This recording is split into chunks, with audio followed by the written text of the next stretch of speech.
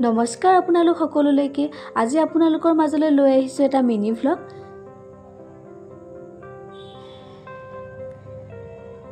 এয়া যে আপোনালোকে ভিডিঅ'ত দেখিছে, এইখন হৈছে এখন সত্ৰ। এই সত্ৰখন আছে বৰপেটা জিলাত। এই সত্ৰখনৰ নাম হৈছে গণকুছি সত্ৰ। এই সত্ৰখন মহাপুৰুষ শ্ৰী শ্ৰী মাধৱদেৱে প্ৰতিষ্ঠা কৰা।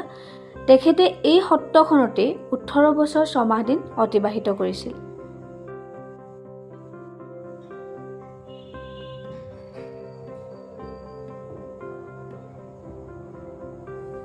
পৰিৱেশটো বহুত ধুনীয়া।